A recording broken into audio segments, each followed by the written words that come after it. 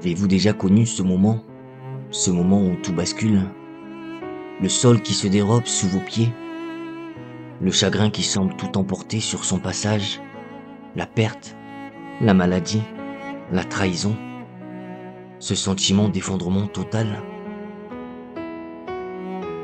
Et si cette épreuve, la plus sombre de votre vie, n'était pas une fin, mais un passage secret, une porte qui s'ouvre non pas sur plus de douleur, mais sur une paix si profonde, si stable, qu'absolument plus rien ne peut venir l'ébranler.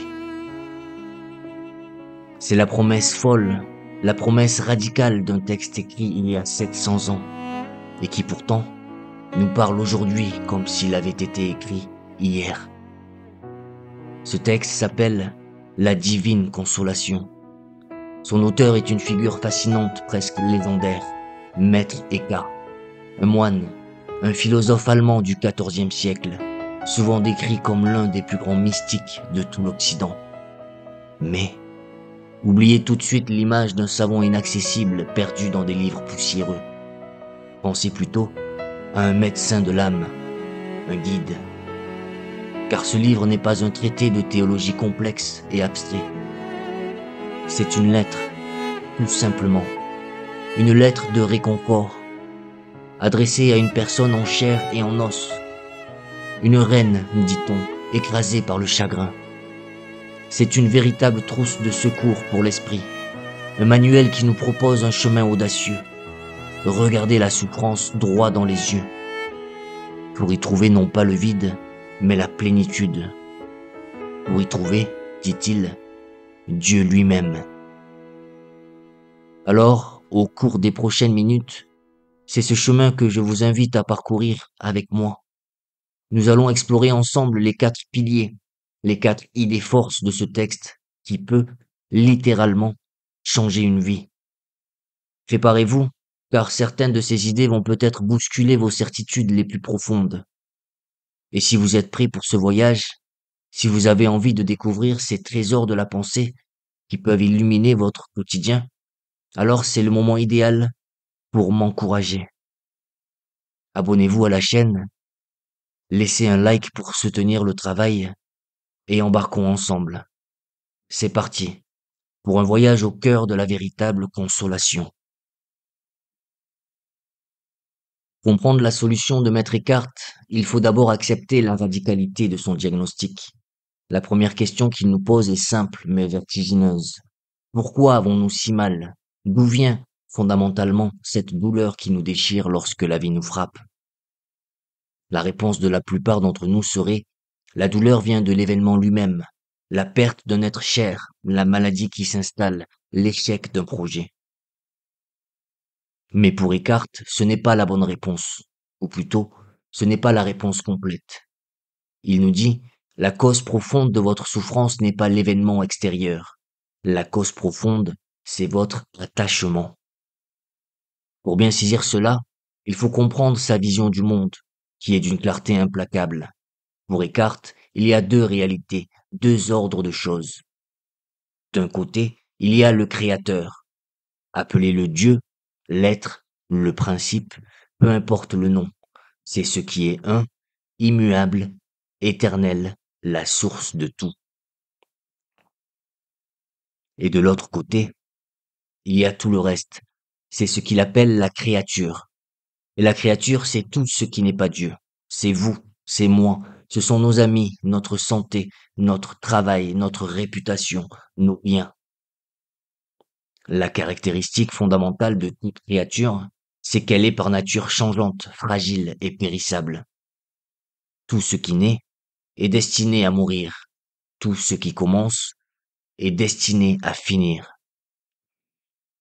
Notre erreur fondamentale, notre tragédie intime, dit Eckhart, c'est que nous cherchons le bonheur permanent dans ce qui est par essence temporaire. Nous nous agrippons à ces créatures comme si elles étaient le roc de notre existence, alors qu'elles ne sont que des vagues dans l'océan. Il utilise une image d'une puissance terrible. Élever les créatures pour elles-mêmes, en espérant y trouver une joie durable, c'est comme essayer d'étancher sa soif en buvant de l'eau de mer. Sur le moment, On a l'impression de boire. On sent le liquide couler dans notre gorge. Mais quelques instants plus tard, la soif revient, plus ardente, plus douloureuse qu'avant. Chaque gorgée ne fait qu'aggraver le mal. Nos amours, nos succès, notre santé, ce sont ces gorgées d'eau salée. Elles nous donnent l'illusion du bonheur, mais en nous y attachant, nous préparons nous-mêmes le terrain de notre future souffrance. La logique est donc la suivante. La douleur que vous ressentez lors d'une perte n'est pas simplement la douleur de l'absence. C'est une douleur qui est directement proportionnelle à la force de votre attachement. Ce n'est pas la mort de votre ami qui en soi vous anéantit. C'est la force de votre volonté de le posséder, de le garder, de refuser sa nature même, qui est d'être un être distinct de vous et mortel. On ne souffre pas de perdre les choses, on souffre de l'illusion qu'on pouvait les posséder pour toujours. C'est notre propre volonté crispée sur le monde qui est la source de notre tourment. Alors attention, il faut bien comprendre, Eckhart ne nous dit pas de ne plus aimer, ce serait absurde et inhumain. Il ne nous dit pas de devenir froid et insensible, il nous dit quelque chose de bien plus subtil et de bien plus profond. Le problème, ce n'est pas notre amour, le problème, c'est l'adresse à laquelle nous l'envoyons. Nous postons nos lettres de bonheur à des adresses temporaires, en espérant une réponse éternelle. C'est en cherchant le permanent, là où il ne se trouve pas, que nous nous condamnons nous-mêmes à la déception et à la douleur. Nous avons donc identifié la racine du mal, notre attachement aux choses qui passent. Alors, face à la douleur qui en découle, que faisons-nous instinctivement? Nous cherchons du réconfort, nous cherchons une consolation. Et c'est ici que Maître Eckhart nous arrête une seconde fois, avec une lucidité presque brutale. Il nous montre que la plupart de nos remèdes sont en réalité des poisons subtils. Il nous expose le grand théâtre des fausses consolations. Le premier piège, le plus courant peut-être, chercher la pitié des autres. Lorsque nous souffrons, nous avons envie de raconter notre histoire, de trouver une oreille attentive, une épaule sur laquelle pleurer. Cela semble si naturel, si humain. Mais pour Eckhart, c'est une impasse. Pourquoi? Parce que chercher la pitié, c'est en réalité venir nourrir la petite voix en nous qui se plaint. C'est caresser notre ego blessé, le confirmer dans son rôle de victime. Chaque mot de sympathie que nous recevons, sans le vouloir, renforce les murs de notre prison personnelle. Nous nous installons confortablement dans notre propre malheur. Nous le décorons de la compassion des autres. Mais nous ne faisons que nous y enfoncer davantage. Nous restons focalisés sur ce moi qui souffre, au lieu de chercher un chemin pour le dépasser. Le deuxième piège, plus subtil encore, la distraction, la fuite. Qui n'a pas connu ce réflexe? Pour ne plus sentir la douleur, on décide de ne plus y penser. On se jette à corps perdu dans le travail, on multiplie les sorties, on planifie des voyages lointains, on s'étourdit de bruit et d'agitation. Eckhart nous dirait que c'est comme poser un magnifique pansement de soie sur une fracture ouverte. De l'extérieur, cela semble couvrir la blessure, mais en dessous, l'os reste brisé. La douleur est toujours là, silencieuse, tapie dans l'ombre. Et elle attend son heure.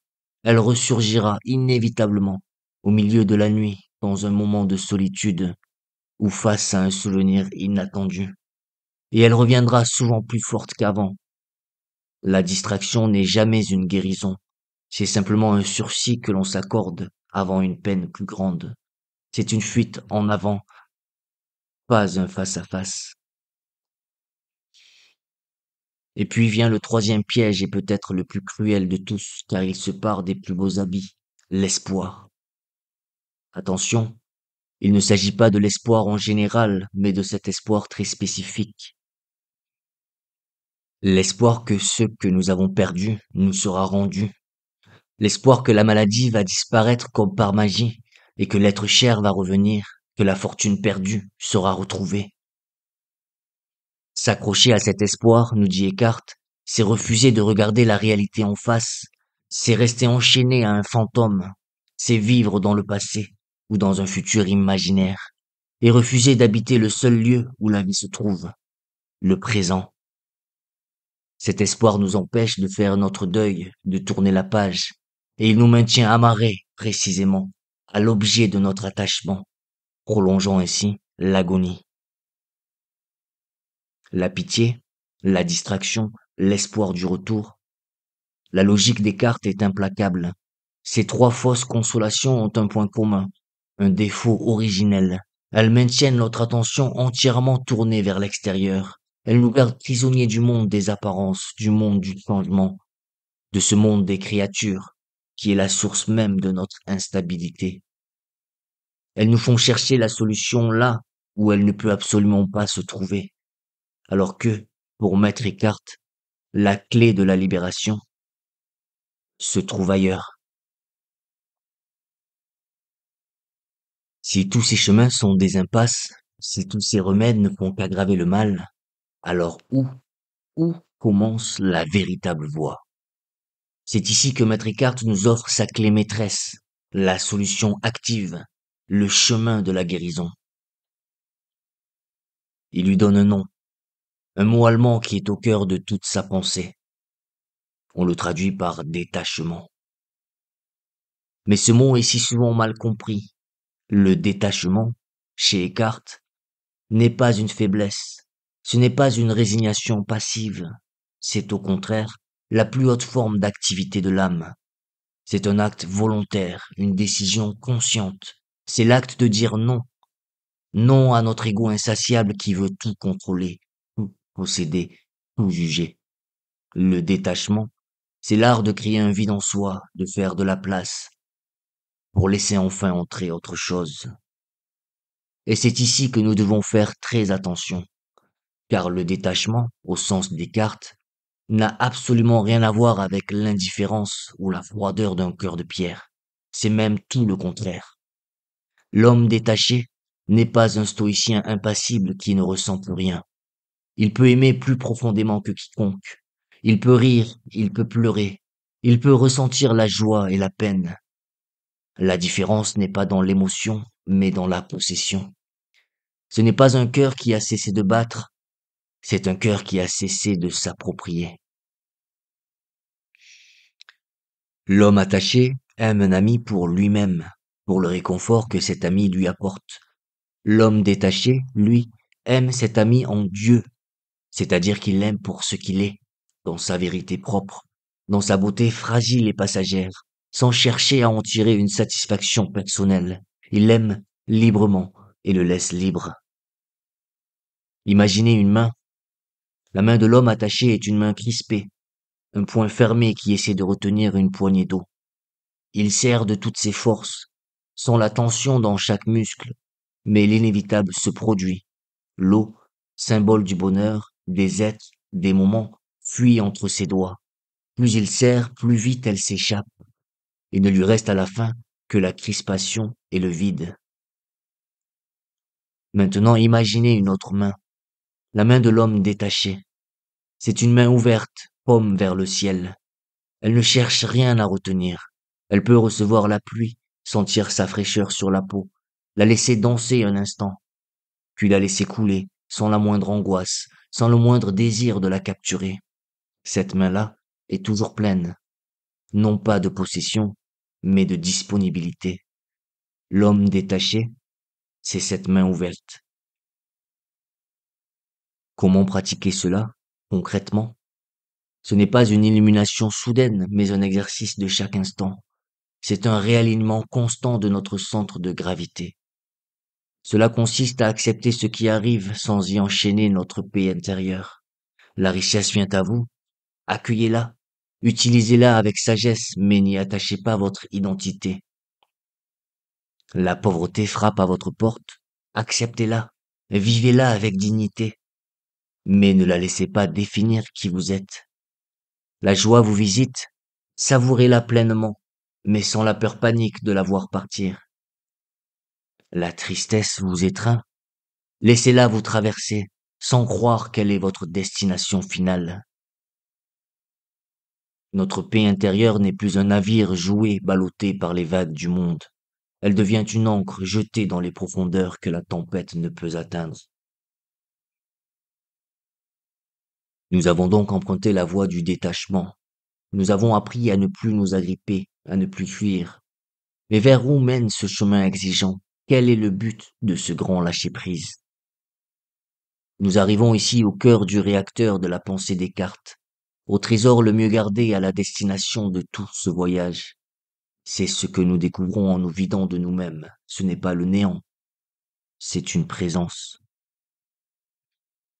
Maître Eckhart lui donne un nom d'une beauté fulgurante, l'étincelle de l'âme.